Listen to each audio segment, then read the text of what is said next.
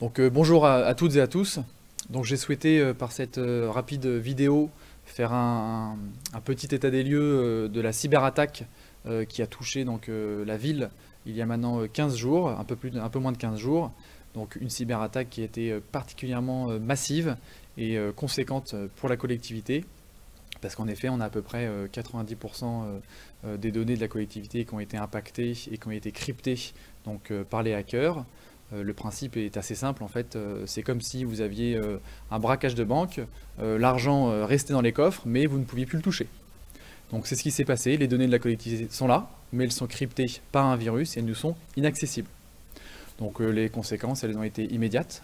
Ça a été quasiment une mise à l'arrêt pour tous les différents services de la collectivité. Donc ça a été un arrêt brutal des services au public, que ce soit pour inscrire son enfant au périscolaire, que ce soit pour produire un document à l'état civil, que ce soit pour instruire un dossier à l'urbanisme.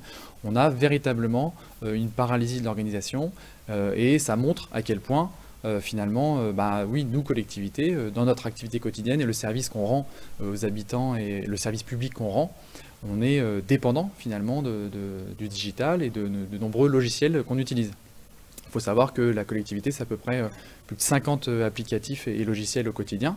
Donc dès l'instant où ils ne sont plus exploitables, on voit bien, on n'est plus capable de rendre le service.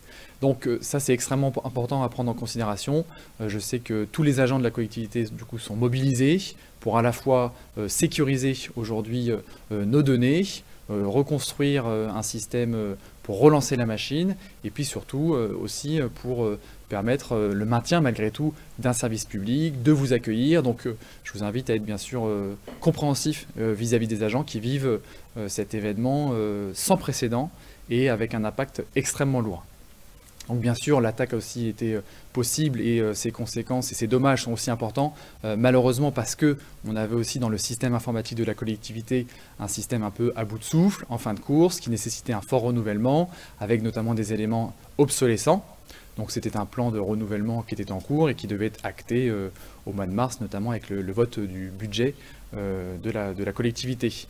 Malheureusement, voilà, les hackers ne nous en ont pas laissé le temps et on se retrouve dans une situation particulièrement pénible et délicate, mais qu'il faut relever. Donc on se donne les moyens de relancer, de sécuriser, de permettre aux agents de pouvoir retrouver leur activité professionnelle et vous rendre le service que vous attendez tous. Mais ça montre bien à quel point c'est un sujet extrêmement important.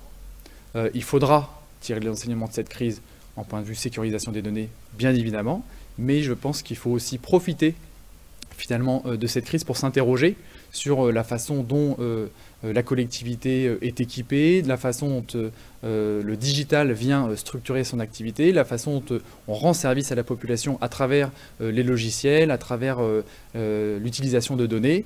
Je pense que c'est l'occasion unique pour la collectivité aussi de faire monter en maturité son système informatique et de pouvoir se re-questionner, améliorer son service à travers notamment l'utilisation du digital et pouvoir finalement passer aussi dans une mairie connectée du 21e siècle en prenant en considération toutes les limites aussi du digital qui sont à la fois en effet la nécessité de bien sécuriser et puis surtout la nécessité d'avoir toujours la capacité à dialoguer avec les gens, à permettre aux personnes qui ne sont pas connectées aussi de pouvoir interagir avec le service public. Voilà, donc c'était important pour moi de vous dire à quel point cette attaque avait été extrêmement violente pour les agents, impactante pour nos services publics. C'est inédit, ça n'est pas un cas isolé. On observe dans toute la France un tas de collectivités ou d'institutions publiques qui sont la victime de ces campagnes de hacking. Donc il faut que nous, on prenne vraiment nos responsabilités, qu'on sécurise absolument nos dispositifs de façon beaucoup plus professionnelle, qu'on renouvelle le matériel, et puis surtout qu'on se pose la question à cette occasion-là de comment on fabrique un service public moderne et une mairie 2.0 sécurisée et qui n'exclut personne. Voilà, donc merci beaucoup pour votre compréhension. Encore une fois, un message à nos agents qui sont mobilisés pour retrouver et vous fournir le service le plus rapidement possible. Et puis en attendant, donc n'hésitez pas à contacter les services par téléphone ou à vous rendre en mairie ou dans les différents points d'accueil du service public. Nous serons là pour vous écouter. Merci encore pour votre attention. À très bientôt. Au revoir.